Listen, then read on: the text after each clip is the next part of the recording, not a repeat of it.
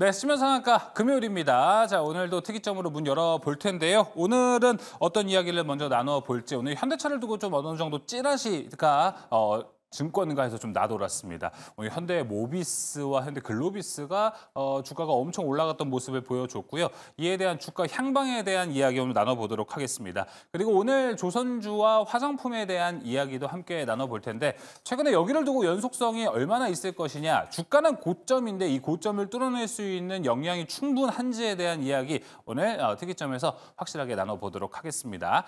자, 그럼 오늘 함께할 매니저부터 소개해 드리도록 하겠습니다. 자, 오늘 금요일입니다. 저희 새롭게 나오고 있는 매니저들이죠. 바로 소개해 드리겠습니다. 자, 오늘 김태원 매니저, 조선인 매니저, 박춘현 매니저 함께합니다. 안녕하십니까? 안녕하세요. 네. 자, 먼저 김태원 매니저님. 네. 지난주부터 저희가 이제 새롭게 한 가족으로 이제 됐는데 지난주 방송하신 소감 한번 들어볼 수 있을까요? 저번 주에 방송을 하고 많이 느꼈는데요. 어떤 부분을 느꼈냐면 이제 시청자 여러분들께 조금 더 알찬 어떤 내용들을 전달해 드릴까 이런 부분들에 대해서 많이 고민을 좀 했습니다. 그래서 한층 나아지는 방송 진행이 될 테니까 제가 집중해서 한번 봐주시고요. 오늘도 많은 이야기들 전달해 드리도록 하겠습니다. 감사합니다. 네, 알겠습니다. 자, 그럼 박준현 매니저님도 지난주에 처음 출연하셨는데 어떠셨어요? 네, 그냥 간단하게 말씀드리면 아까 우리 작가님이랑도 잠깐 이제 방송 전에 말씀을 좀 나눴는데 공부를 많이 해야겠더라고요. 그럼요. 네, 그래서 주 중에 공부도 제가 되게 많이 했어요. 네, 이런 얘기도 했습니다. 평상시에 학교 다닐 때 이렇게 공부했으면 서울대 갔겠다고 그런 얘기까지 했었어요. 공부 많이 했습니다. 그러니까 데뷔도 많이 하고 하니까 여러분들께 또 좋은 정보, 좋은 소식들 많이 전해드리기 위해서 준비 많이 했으니까 오늘도 오늘 우리 출연진들과 함께 좋은 정보 많이 얻어가셨으면 좋겠습니다. 알겠습니다. 지난주에도 박준현 매니저님 되게 많은 양의 좋은 질의 정보를 많이 제공해 주셨는데 오늘 서울대급의 준비를 해주셨다고 하니까 오늘 얼마나 더 좋은 정보도 있을지 한번 눈여겨봐 주시면 좋을 것 같습니다. 자, 조선인 매니저님 먼저 오늘 시장, 이번 주 시장에 대한 이야기를 들어보고 오프닝으로 한번 해보도록 하겠습니다. 이번 주 시장 어떻게 보면은 우려가 그래도 많이 좀 사그라지지 않았나. 다음 주 시장이 사실 더 기대가 되는 지금입니다. 네, 맞습니다. 미국 지표들이 이번 주에 발표됐던 내용들 보면은 굉장히 여러분들 긍정적이었죠. 사실 이제 뭐 얼마 전에 발표됐던 소비자 물가 지수도 그렇고 생산자 물가 지수 거기다가 노동 실업률 보니까 실업률이 더 늘었어요, 오히려. 그래서 사실 이게 지표들이 예상치를 소비자 물가 지수나 생산자 물가 지수가 하회를 하면서 오히려 이게 반사이익을 보기 때문에 굉장히 미국 증시 같은 경우에 지금 4거래일 동안 어제까지 나스닥과 S&P 500이 신고가를 계속 경신을 하고 있습니다. 어제 또 나스닥 같은 경우는 뭐 잘 아시겠습니다만 브로드컴이 반도체 대표 종목인데 시가총액 20위권 밑에 있다가 이 종목이 벌써 어제 보니까 12위까지 올라갔어요. 거기다가 2분기 실적도 우리는 2분기지만 걔네들은 3분기죠, 미국은. 근데 3분기 실적을 상당히 긍정적으로 보고 전망치를 내놨고 거기다가 10대 1로 한 주당 12주씩 무상증자 그 액면불알 이슈가 있는데 그 거의 막 12% 이상 급등을 하면서 시가총액도 많이 올라왔습니다. 근데 전체적으로 보니까 성장주 이슈들이 굉장히 지금 잘 가고 있는 것 같아요. 특히 이제 AI 반도체 대표 종목인 엔비디아도 그렇고 어제 같은 경우는 테슬라도 어제 이제 잠깐 나고 우리 새벽에 일론 머스크에 대해서 이제 기본 인센티브 주는 거에 대해서 통과되면서 급등이 나왔는데 전체적으로 보면 좋아진 것 같습니다. 우리 증시도 좋으니까 너무 걱정하지 마시고요. 힘내십시오. 알겠습니다. 자, 그럼 이제 이번 주 어떤 이슈들이 있었는지, 다음 주는 어떤 이슈들을 통해서 시장을 관통해야 할지 특이점을 통해서 확인해 보도록 하겠습니다. 자, 그럼 그 첫 번째 특이점 지금 열어보겠습니다. 자, 오늘 증권가 찌라시가 좀 돌았습니다. 이 이야기 때문에 현대모비스, 현대글로비스 이 무거운 주식들이요 한순간에 뛰어오르고 현대모비스 측에서 사실 무군이라는 공시와 함께 다시 주가는 좀 윗꼬리를 달고 내려오기도 했습니다. 이런 롤러코스터를 좀 보여줬는데 이런 이야기 안에 보면 현대차 그룹만의 이 지배구조, 이 순환출자 구조가 이를 움직인 원인이기도 했었는데요. 조선인 매니저님, 오늘 이런 이야기들이 어떻게 움직였는지 한번 들어보도록 하겠습니다. 네. 네, 사실 이제 오늘 우리 매일경제 방송에서 가장 먼저 언론에 이제 보도를 했죠. 사실무근이라고 발표를 했는데 사실 이게 저는 데자뷰를 보는 것 같아요. 2018년도에 그쵸. 이런 일이 있었습니다. 그러니까 제가 이제 어떤 모임, 스터디 모임이 있었는데 거기 이제 나이 많으신 회장님들 계시는데 자기네들끼리 모여가지고 막 속닥속닥 얘기를 하시더라고요. 그래서 네. 무슨 일이십니까? 라고 물어보니까 내가 정문구 회장하고 친한데 돌아가신 것 같아. 그러시더라고요. 내가 예. 설마 그럴 일이야. 그랬는데 그 이후로 주가가 그러고 난 다음에 주가가 4배 이상 올랐거든요. 네. 근데 그때도 사실 무근이었는데 그러니까 이번에도 딱 보니까 약간 그런 뉘앙스가 좀 풍기는 것 같아요. 근데 출자 구조를 말씀을 하셨는데 맞습니다. 출자 구조표를 제가 준비를 했는데 그 화면을 좀 보여주시죠. 예, 좋습니다. 현대모비스가 오늘 장중에 14% 이상 급등을 했던 이유가 뭐 현대글로비스도 11% 급등을 했는데 지금 화면에 보시면 이게 현대차의 출자 구조입니다. 현대차를 보시면은 여러분들이 화면에 좀 크게 보이시죠? 정문구 회장님이 가장 많은 비율로 갖고 계실 줄 알았는데 5.4%밖에 안 되고요. 아들 정의선 회장은 지금 보시면 2.6%입니다. 누가 가장 많이 가지고 있냐? 바로 오늘 14% 급등했던 현대모비스가 지금 네. 보시는 것처럼 21% 이상 갖고 있기 때문에 이로 인해서 급등이 한 거거든요. 그러니까 이때 2020년도 이후에도 현대차 주가를 잠깐 제가 연봉으로 보여드리도록 하겠습니다. 네. 현대차 주가를 보시면은 아하 하고 여러분들이 좀 놀라실 텐데 그때도 비슷하게 갔습니다. 무슨 얘기냐? 아까 말씀드린 대로 2018년도에 정문구 회장님이 타기하셨다는 찌라시가 돌면서 아까 말씀드렸던 그런 이슈가 있었는데 그때 이후에 주가가 조정을 하고 난 다음에 2021년까지 총 4배가 갔습니다. 6만 원에서. 무슨 얘기냐? 그때도 한번 이런 이슈가 있었어요. 그래서 제가 그때를 잊어먹지는 않는데 그래서 이번에도 제가 보니까 출자 구조뿐만이 아니고 현대차하고 현대모비스 두 개 종목은 똑같이 이런 패턴으로 움직였습니다. 현대글로비스는 11% 급등을 했는데 그렇게 안 움직였고요.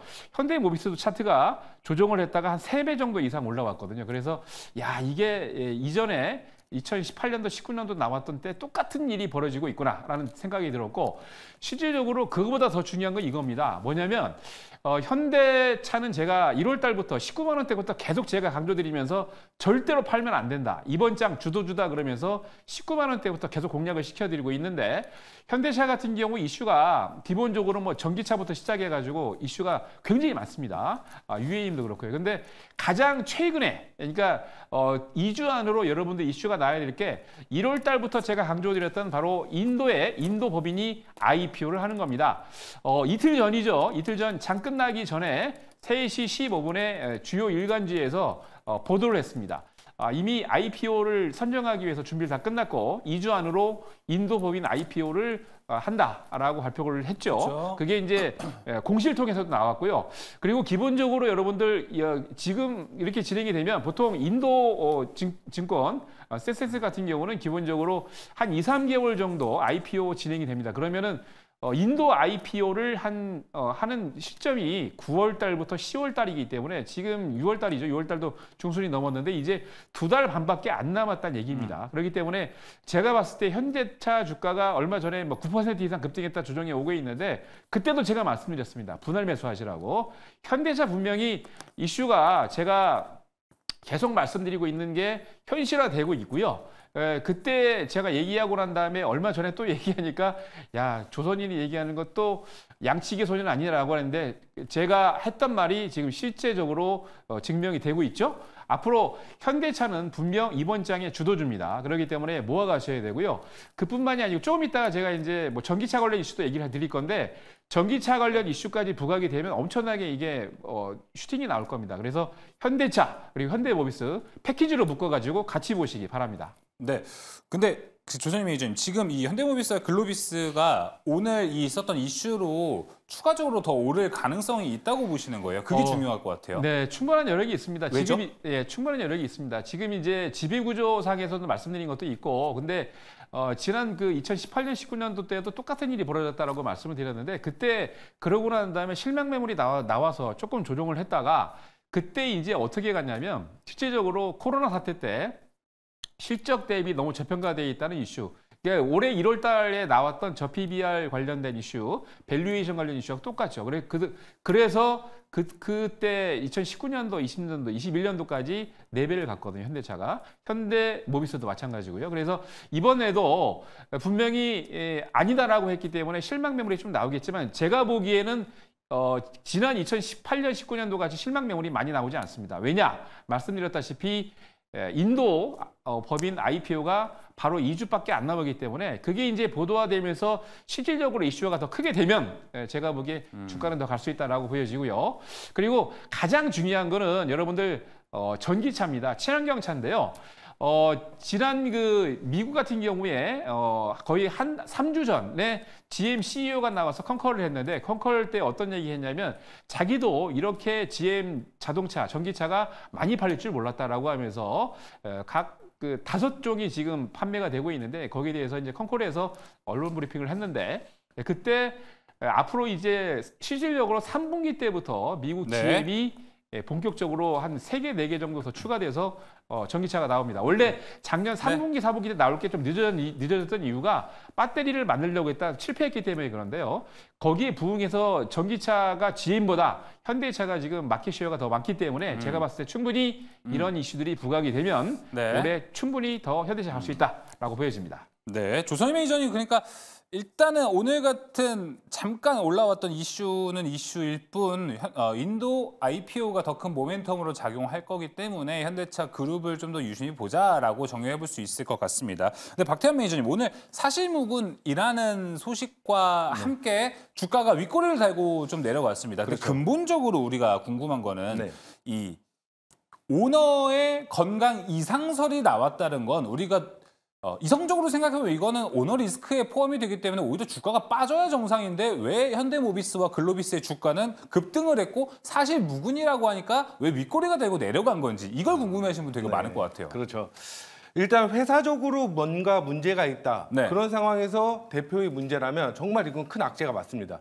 그런데 지금같이 발생된 부분에서 본다라면 지분, 경영권 싸움이 일어난다라면 이제 지분을 어디에서 더 많이 확보를 하고 또 지분에 대한 싸움이 진행되기 때문에 이런 주식시장에서 지분 구조에 따른 경영권에 대한 문제 이런 부분에 따라서 주가가 상승을 하는 요인이 되는 그런 경우가 많습니다. 그런 식으로 오늘 주가가 좀 움직였다라고 볼 수 있죠. 네, 알겠습니다. 그럼 그 사실무근과 함께 주가가 빠졌던 것도 한번 정리를 해서 이야기 들어볼 수 있을까요? 네, 저도 오늘 그 사실을 듣고 오늘 계속해서 좀 제가 서치하고 찾아봤는데요.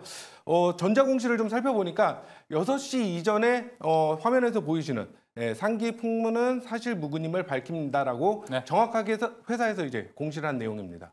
여기에 대해서 한번 살펴볼 필요가 있는데 여러분들 오늘 만약에 진입하신 분들도 있을 거예요. 원체 주가가 많이 움직이고 시세 흐름을 보였으니까요.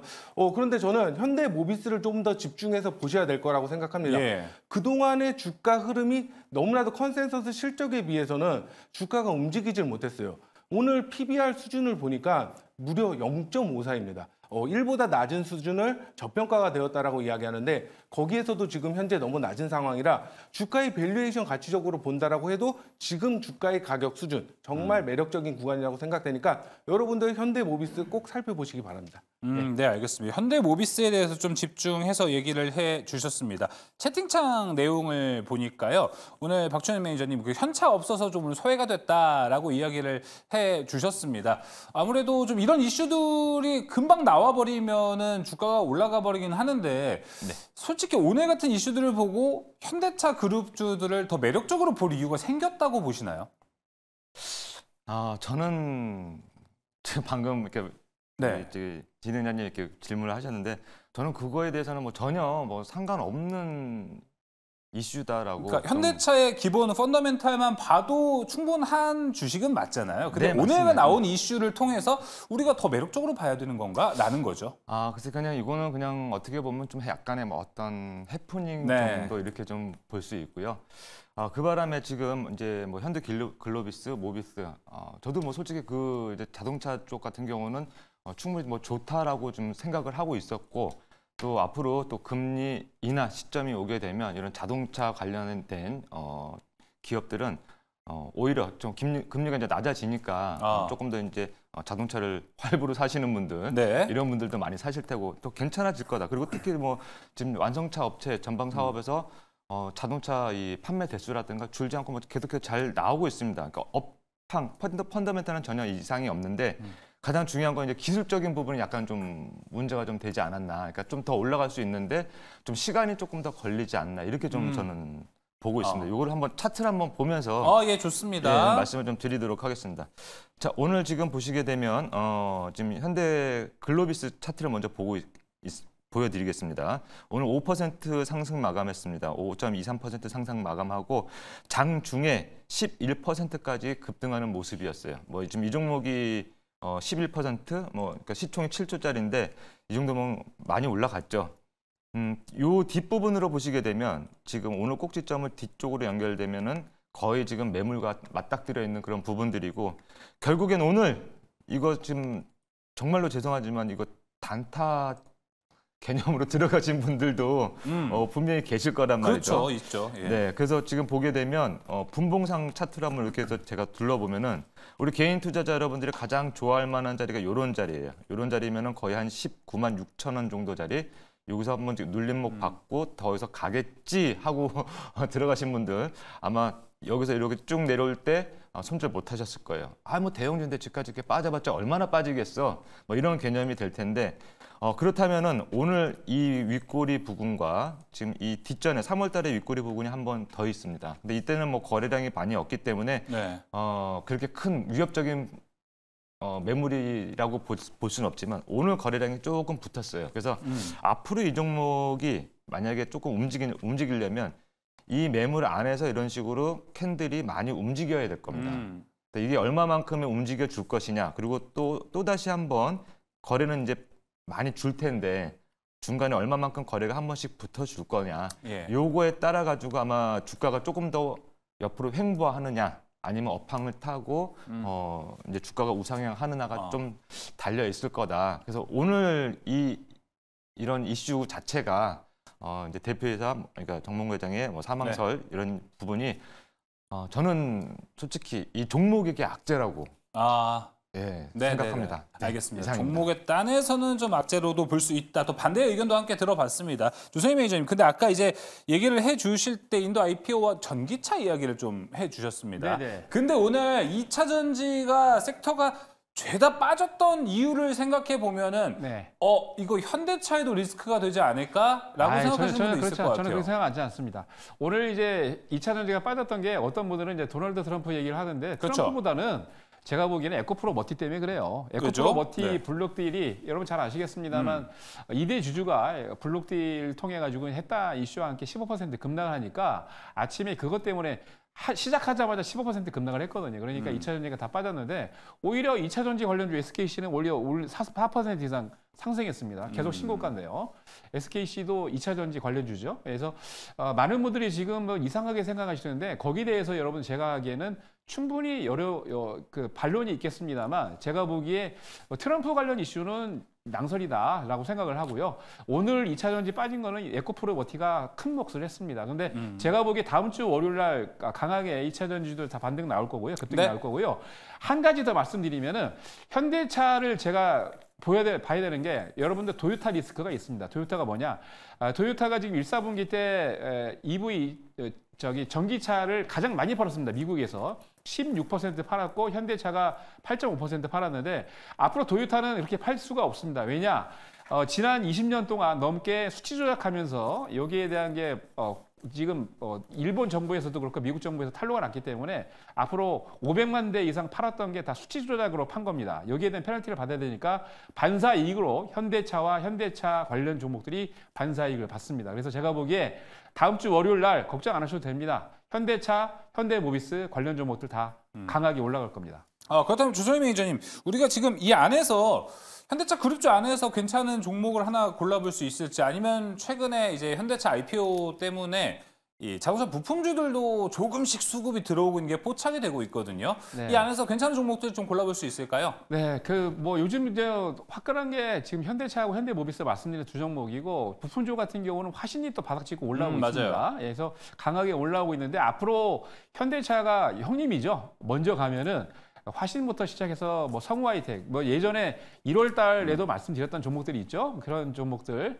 한 두세 개 있습니다. 그 종목들 분명히 같이 따라 올라갑니다. 그래서 부품 땅이 원래 선단 같은 경우에도 그렇습니다. 한 큰 항공모함이 갈 때 옆에서 선단으로 해서 같이 가는데 이번에 현대차하고 현대모비스가 같이 올라가면 분명히 중소형 종목들, 부품주들 같이 올라갑니다. 그래서 뭐 화신뿐만이 아니고 성우하이텍 여러 종목들이 있습니다. 네. 그런 종목들 분명히 같이 가니까 기대하시기 바랍니다. 알겠습니다. 자, 김태현 매니저님은 어떤 종목을 좀 유망하게 보시나요? 저는 아까 말씀드린 대로 현대모비스를 그대로 보는 게 좋을 거라고 생각합니다. 사실 지금 화두가 된 부분에서 가장 중요한 건 현대차를 보는 게 아니라 사실 현대모비스에 집중하는 게 맞습니다. 그에 관련돼서 지분 구조에 따른 향후 다시 한번 지분에 따른 이슈가 될 수 있기 때문에 이슈가 된다면 사실 가장 수혜를 보고 가장 매수세가 몰리는 종목은 현대모비스가 될 테니까요. 그래서 지금까지 주가 흐름들 그리고 앞으로의 전망 사실 이게 건강 이상설이긴 하지만 또 사람이 이제 살다 보면 또 언제든지 발생될 수 있는 일이기 때문에 그거를 준비해서 또 생각해 본다라면 네. 단연 현대모비스를 보는 게 맞다라고 생각합니다. 네, 현대모비스 2표 나왔습니다. 이어서 박준우 매니저님은요?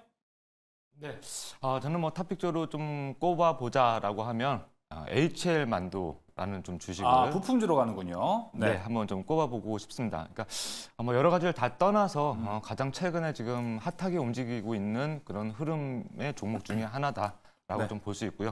최근에 저점에서 지금 치고 올라오는 가파르게 좀 치고는 올라왔습니다. 올라왔는데 오늘도 그렇고 최근에 2거래일 조정을 받았습니다. 근데 만약에 이 종목이 이 아이가 여기서 만약에 어느 정도 기술적으로 이제 하락세가 조금만 멈춰준다고 한다면 지금 저점에서 모아오는, 그러니까 저점에서 어떤 메이저 수급들이 네. 모아간 물량들이 많이 있기 때문에 아직은 충분히 우리 만약에 내가 자동차 관련해서 어떤 한 종목을 가지고 싶다라고 하시는 분들은 지금 정도가 이제 조금 분할 매수 타이밍이 오지 네. 않았나 이렇게 좀 보고요. 차트를 한번 정확하게 한번 보여드리도록 하겠습니다. 예. 차트를 한번 보시게 되면요, 이 종목도 지금 한 89,000원, 최고점 대비해서 4만 원 때문에 지금 거의 한 2분의 1 정도 조정을 네. 받은 시점이고요. 추세가 지금 이렇게 보시면 제가 이렇게 하락 추세를 한번 그어본 거예요. 그거 보니까 지금 많이 오른 것 같지만 결론은 중요한 거는 이제 이 하락 추세를 어떻게 된다? 벗어나고 있다라고 볼 수 있습니다.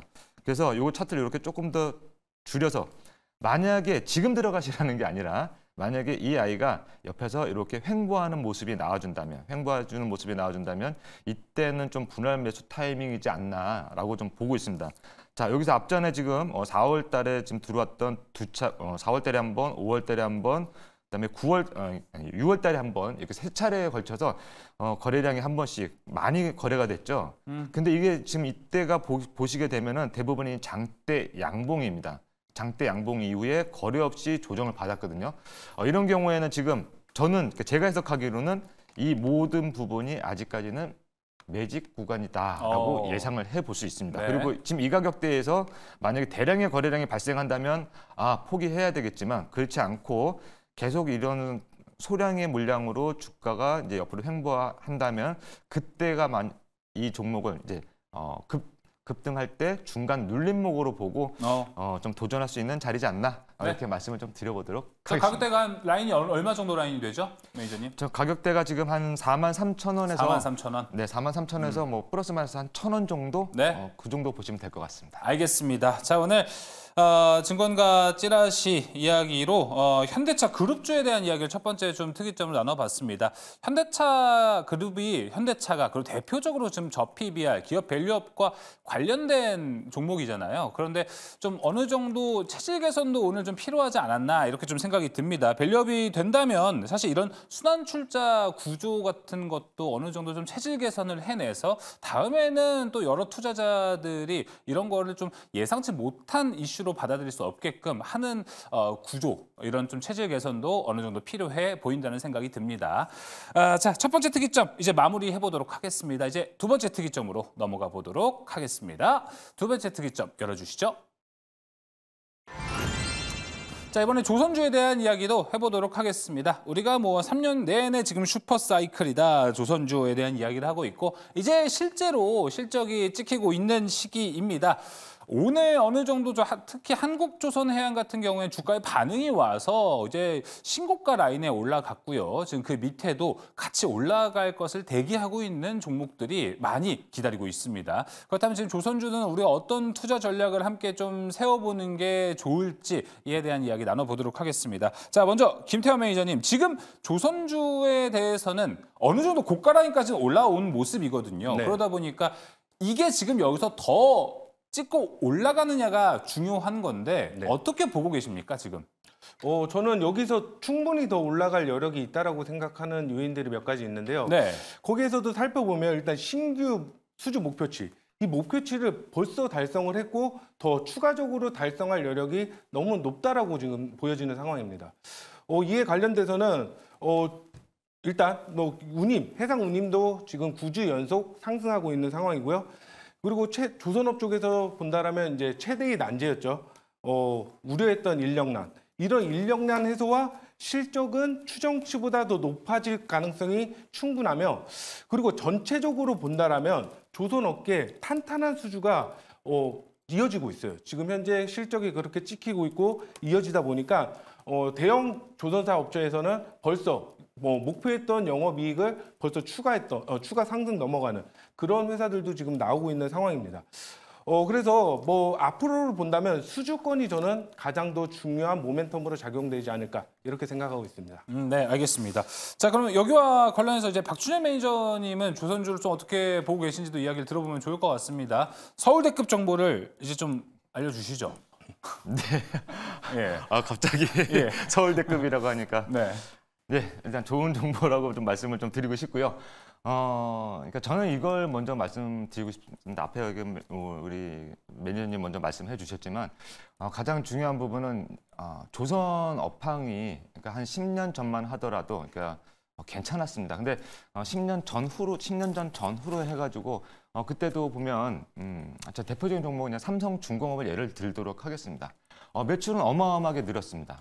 매출은 어마어마하게 늘었는데 실질적으로 안에를 까보니까 네.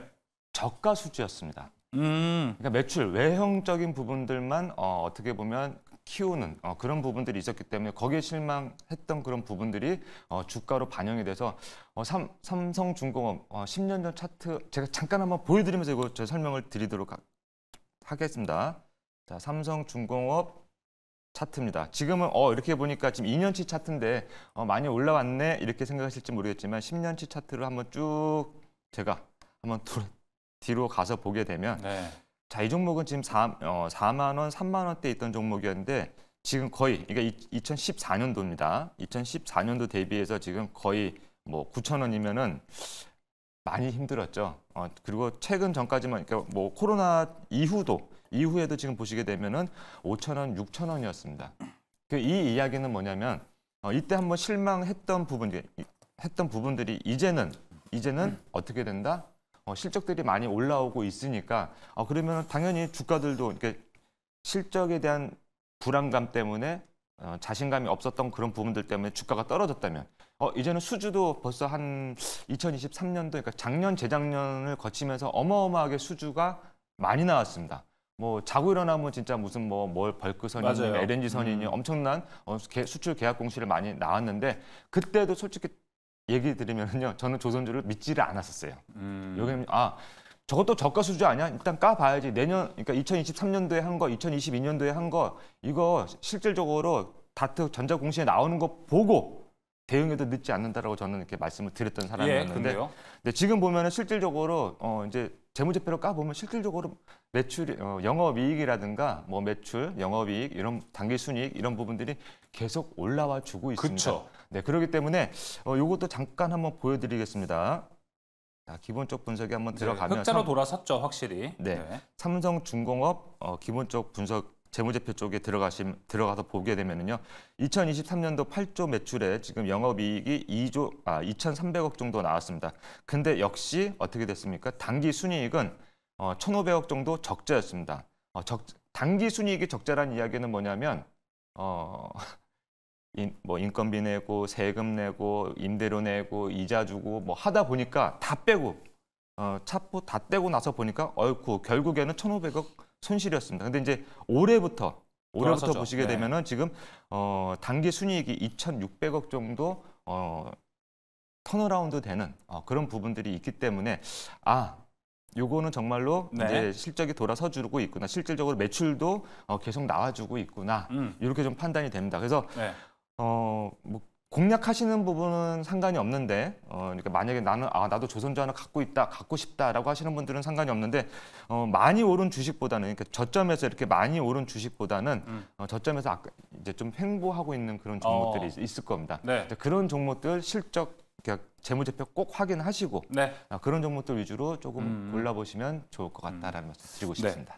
오늘 한국주선해양이 또 장중에 신고가를 갔었기 때문에 거기에 함께 따라갈 수 있는 종목들을 보는 것도 좋을 것 같습니다. 자, 그럼 조선희 매니저님, 조선주 이야기할 때 또 조선희 매니저님 이야기 안 할 수가 없죠. 이름에 또 조선이 있기 때문에 바로 이야기를 나눠보도록 하겠습니다. 근데 지금 우리가 앞서 이야기했던 것처럼 뭐 최근 이제 3년치로 봤을 때 뭐 수주량은 계속 들어오고 있어요. 근데 실적도 이제 찍히는 모양인데 요즘 조금 그만큼 추가 수주 이야기가 많이 좀 뜨뜻미지근해졌다. 이런 이야기가 있다 보니 조선주를 투자하시는 분들이 지금 더 좋아져야 되는 데에 대한 아쉬움이 좀 있거든요. 그거는 걱정 안 하셔도 될 것 같아요. 보통 이제 그 1년치를 그러니까 보통 보면 이게 제가 지금 볼펜을 하나 들고 있습니다. 볼펜을 뚝딱 만들어가지고 그냥 뭐 이거는 뭐 몇 시간도 안 되죠. 그냥 몇십 분도 안 돼서 만들 수가 있는데 배는 한번 그러니까 만들기 시작하면 건조가 들어가면 보통 1년 이상이 걸립니다. 오래 걸리죠. 보통 한 1년 내지 3년이 걸리는데 지금 계약을 하고 있는 것들이 전부 다 한 3년 내지 5년치께 다 지금 풀로 차 있습니다. 도크에 새로 만들 배를 넣을 수가 없어요. 왜냐하면 3년, 5년치가 지금 실질적으로 다 프로세스상 이 배가 도크에서 나오면은 또 다른 배에 들어가야 되고 하니까 예를 들어 갖고 이제 한 3년치, 그러니까 벌써 이미 3년 전부터 말씀드렸던 대로 배에 대한 수주가 풀로 다 차 있기 때문에 지금 작년치 같은 경우도 2, 4분기, 3, 4분기 때 이미 다 끝났죠. 그리고 4, 4분기 이후로 실적 수주 받고 있는 거는 금년치로 넘겼는데 뭐 금년도 지금 카타르 LNG선 수주 이후에 좀 뜸합니다만 지금 충분히 한 3년 내지 5년 이상 먹거리를 갖고 있습니다. 그리고 이렇게 먹거리가 3년 이상 있는 기업들은 보통 이제 수치를 맞추는 데 중점을 두고 있습니다. 무슨 얘기냐? 앞으로 여러분들 보시면 아시겠습니다만 저는 그러니까 파이낸셜 서머리를 안 보셔도 된다. 왜? 기본적으로 이렇게 3년 내지 5년 정도의 그 수주를 갖고 있는 기업들은 주판을 두드려 가지고 기본적으로 수치가 더 좋아질 수밖에 없게 만듭니다. 그러니까 여러분들은 막 계속 그냥 그 공시를 본다고 하는데 그럴 필요 없습니다. 매 분기, 매 달 계속 매출과 영업이 올라갑니다. 그렇게 보시면 되겠습니다. 예, 알겠습니다. 자, 근데 이제 시간이 좀 지나가면요. 7월이면은 벌써 이제 2분기 실적을 하나씩 발표할 때가 됩니다.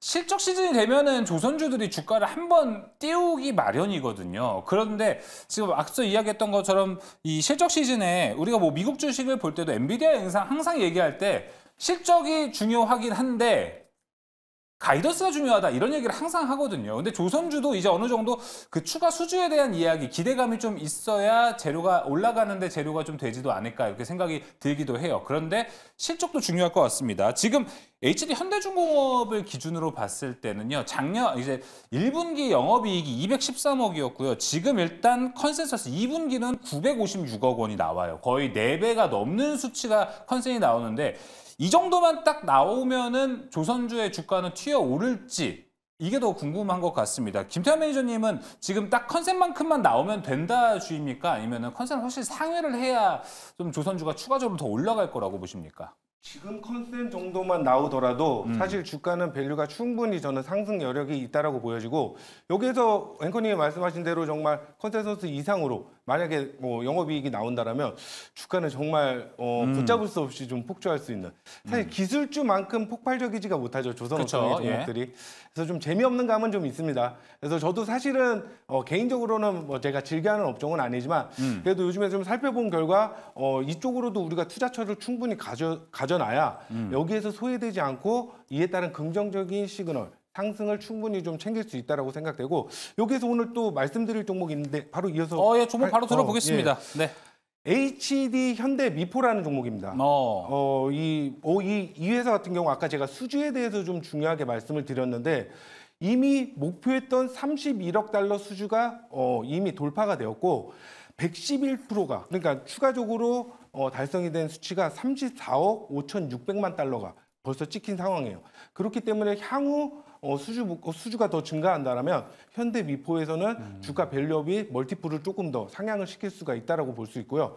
그리고 여기서 중요한 게 탱커 가격이에요. 그러니까 탱커 가격이 뭐냐면 보통 이 운반선들을 조선업종에서 이제 탱커라고 이야기를 하는데 여기에서도 보면은 2008년에 그러니까 최고가를 조선업종이 찍을 때 가격을 지금 회복한 상태예요. 그렇다면 탱커 가격이 앞으로 더 올라간다는 건 당연히 HD 현대미포가 조금 더 좋은 재무제표를 가질 수 있게 되는 거죠. 사실 이쪽 조선업종의 영업이익률이 그렇게 좋지는 못해요. 하지만 이 탱커 가격이 올라간다는 건 향후 긍정적인 영업이익이 기대되기 때문에 저는 이 현대미포를 좀 중요하게 보고 오늘 드리겠습니다. 네, 현대미포도 이제 같이 좀 따라 올라갈 수 있는 흐름이지 않을까 현대미포를 소개해 줬습니다. 자, 이어서 박춘현 매니저님은 어디를 좀 보고 계신지 궁금합니다. 네, 뭐 저는 만약에 뭐 종목 이야기를 하라고 만약 질문하시면은 저는 HD 현대미포 뭐 말씀해 주셨고 같군요. 네. 네, 이 종목도 지금 이제 저도 지금 이제 앞에서 다 설명을 해주셨기 때문에 네, 저는 이제 차트로 이제 기술적인 분석을 한번 잠깐 해드리도록 하겠습니다. 네.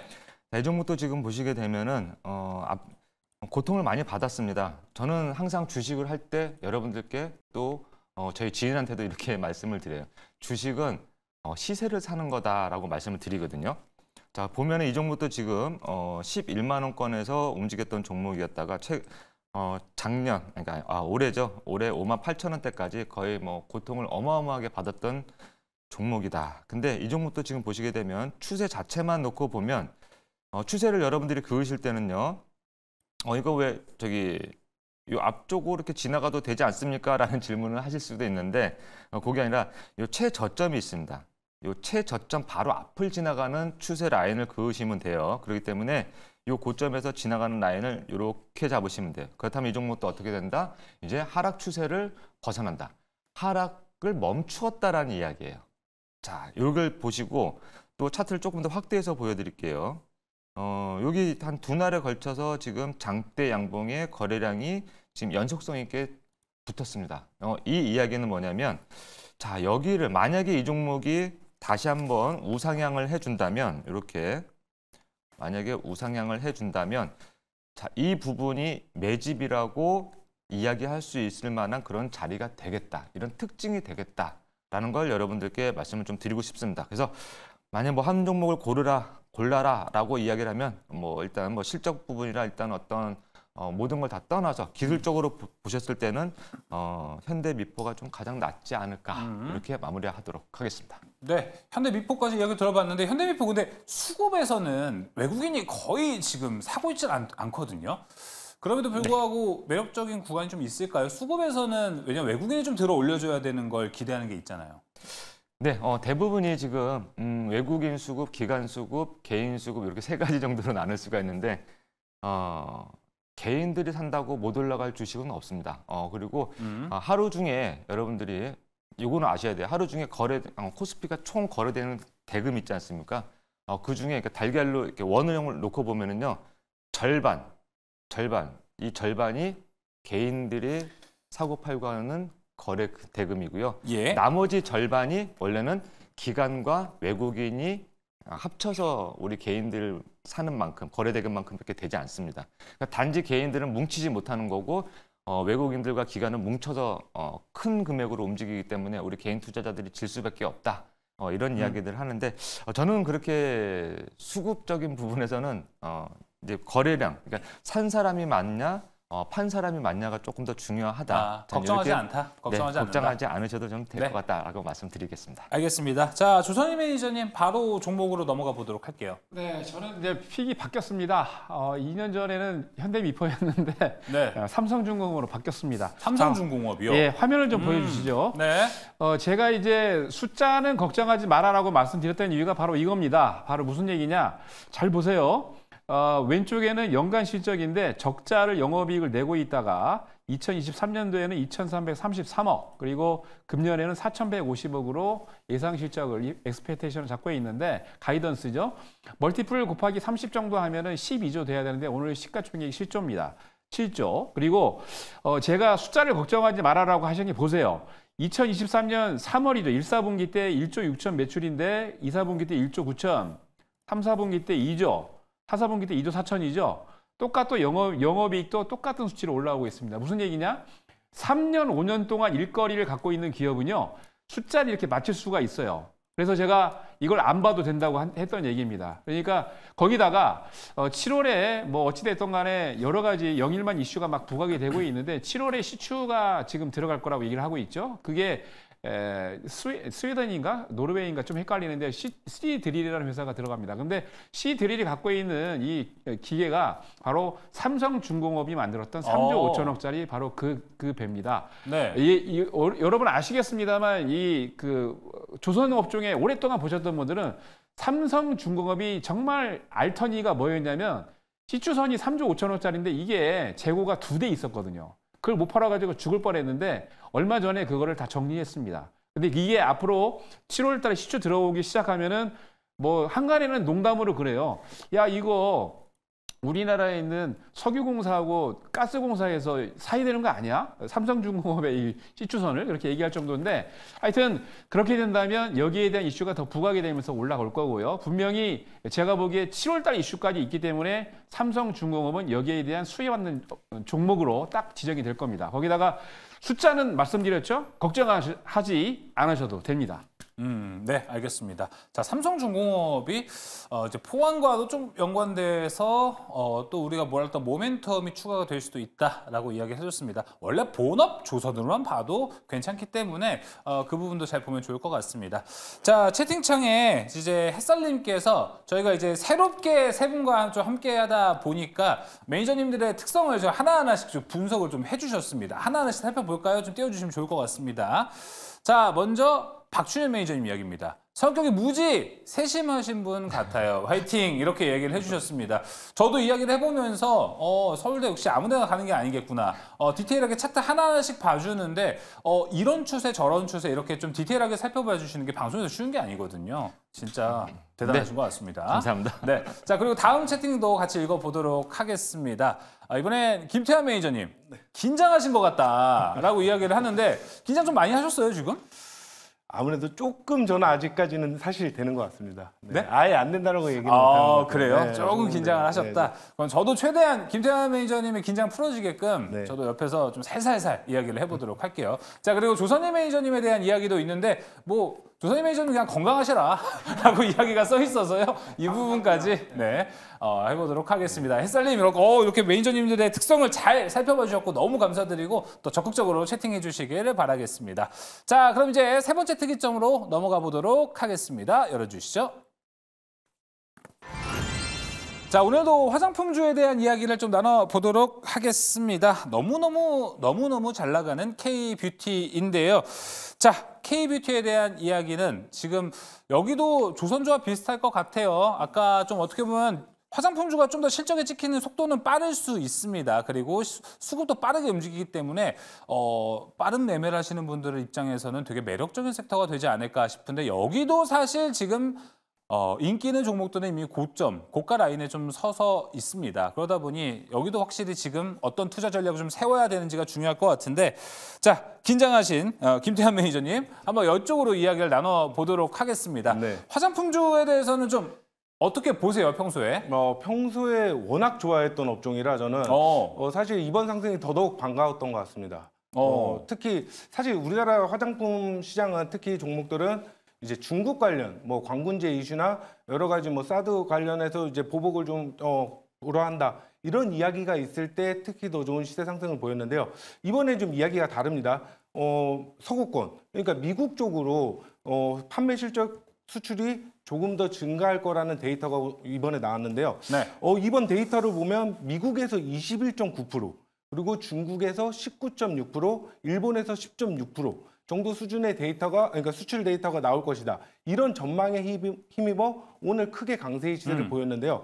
앞으로도 화장품 종목들이 신규적으로 저는 추가 모멘텀을 가지기 위해서 이 수주, 그러니까 동남아 쪽에서 이슈는 지금 아예 만지지도 않았고 이야기가 나온 그렇죠. 적도 없습니다. 그런데 동남아까지 생각을 해본다라면 정말 엄청난 실적이 기대될 수 있다. 이렇게 정리할 수 있는데요. 거기다가 오늘 나왔던 이슈죠. 아랍에미리트. 여기에서 관세 철폐를 하겠다. 그러니까 현행의 5% 정도의 관세를 매겨서 지금 수입을 해왔는데 그거를 1년에 1% 정도씩 계속 지속적으로 낮춰가면서 앞으로 화장품 종목 당연 매출 재무제표에서는 영업이익률이 증가될 수 있는 그런 요인으로 살펴볼 수가 있습니다. 네, 알겠습니다. 동남아, 중동 가리지 않고 다 잘 나가는 것 그렇죠. 같은데. 동남아, 중동. 예, 김태하 매니저님 보셨을 때 지금 화장품주의 대장주는 누구라고 보세요? 사실 지금은 실리콘2가 대장 타이틀을 좀 잡고 있고요. 네. 그리고 후발로 본다라면 이제 선진 뷰티 사이언스 뭐 이 정도로 볼 수가 있겠습니다. 그 하단의 종목들은 상당히 많죠. 정말 화장품 종목들 좋은 종목들이 너무 많은데 특히 올해 처음에 먼저 좀 치고 올랐던 코스메카 코리아. 그렇죠. 그다음 미국 자회사를 가지고 있는 인그루드랩. 뭐 이런 회사들도 물론 좋겠지만 제가 오늘 말씀드릴 종목은 CTK. 이전 회사명은 CTK 코스메틱이었습니다. 그런데 지금은 CTK로 바뀌어서 지금 현재 거래가 좀 되고 있는데 예. 이 회사는 사실 모르시는 분들이 좀 많을 것 같아요. 정말 많은 화장품 네. 종목 중에 하나고 알려지지 않은 종목이죠. 근데 CTK라고 하니까 뭐 네. 은행 같기도 하고. 예, 그렇죠. 그렇죠. 네, 그런데 이제 CTK가 사업 초기부터 미국에 진출을 해서 사업을 이미 하고 있었던 그런 회사 중에 하나인데요. 화장품 플랫폼 기업이에요. 그래서 공장 시설은 보유하지 않고 있는데 무공장 제조업체로 컨텐츠 기획, 제품, 디자인, 그리고 뭐 패키지 개발, 네. 생산, 검수까지 모든 단계의 서비스를 종합적으로 제공하는 이커머스 사업 부분은 또 예. 국내 유통 사업까지 모두 맡아서 하는 게 이 CTK가 하고 있는 일이고요. 그리고 이번에 나왔던 이슈로는 앞으로 미국에서 이 틱톡샵이라는 게 있어요. 여기에서 공식 파트너사 올세일 코퍼레이션과 협업을 한다는 소식이 전해졌고 또 국내 기업들을 데리고 이제 세미나를 진행했는데 여기에서 40개사에서 대부분 다 이 틱톡사를 통해서 진출을 하겠다라고 밝혔어요. 그렇기 때문에 앞으로 CTK가 조금 더 역량이 커지면서 미국 쪽으로 진출 교두부를 좀 놓을 것으로 그렇게 기대하고 있습니다. 네. 김태하 매니저님 한 2주 정도 보니까 느낌이 막 대장을 따라가기보다는 대장을 그 뒤에서 따라갈 수 있는 추종 종목들을 잘 봐주시는 것 같아요. 네, 맞습니까? 그걸 정확하게 보고 있습니다. 네, 알겠습니다. CTK 이제 화장품 섹터에서 또 하나의 유망주를 얻은 것 같고요. 이어서 조선일 매니저님 종목 이야기를 하기 전에 조선일 매니저님이라면 지금 대장주를 따라갈 것 같습니까? 아니면 덜 오른 종목을 좀 갈 것 같습니까? 두 개 다 해도 될 것 같아요. 그 대장주도 정도예요? 좋고 그리고 이제 뭐 차후로 제가 이제 갖고 나온 종목은 대장은 아닙니다만 뭐 그런 종목들 괜찮을 것 같은데 우선 제 화면을 좀 보여주시죠. 제 화면을 이제 노트북에. 네. 제가 이제 몇 개 원래 이게 이제 한 몇천 페이지 되는데 그 중에서 미국 관련된 이슈만 말씀드리도록 하겠습니다. 이게 작년까지 데이터 수치인데요. 보세요. 여기 지금 보면은 상위 3위라고 돼 있죠. 대중적 인기 정도 인식 변화. 상위 3위에 음식이 작년에 56.8% 증가했습니다. 원래 2020년도에 지금 보시면 32.4%였는데 거의 한 80%, 90% 증가했죠. 그리고 뷰티 같은 경우에도 2020년도에는 27.2%였는데 45%로 거의 한 7, 80% 이상 증가했습니다. 미주 차트입니다. 미주. 무슨 얘기냐? 전체적으로 보니까 5대양 6대주 중에 아시아권에서 특히 동남아권이나 다른 쪽은 다 좋은데 중국이 좀 빠졌어요. 그래서 아시아권에서는 조금 떨어졌지만 전반적으로 미주 그리고 뭐 다른 지역도 중동도 마찬가지고 아프리카도 마찬가지고요. 미국도 마찬가지고 지금 음식하고 뷰티는 굉장히 굉장히 강하게 올라가고 있습니다. 뭐 먹거리 같은 경우는 뭐 잘 아시겠습니다. 우양이 지금 계속해서 컨테이너선을 그렇죠. 냉동기법 보내고 있죠. 오늘 상한가 들어갔던 여러분 잘 아시는 어떤 기업입니까? 예?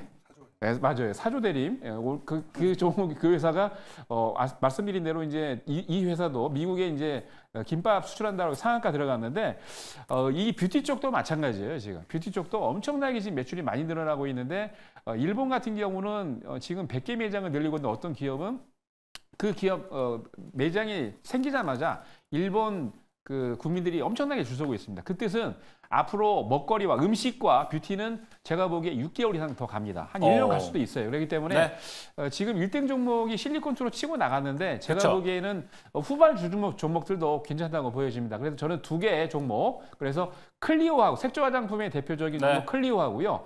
여러분 2021년도에 이미 증여가 다 끝난 한국콜마 이 두 종목을 저는 말씀드리고 싶습니다. 알겠습니다. 클리오와 한국콜마 이야기 해주셨는데 2개 이미 대장이지 않나?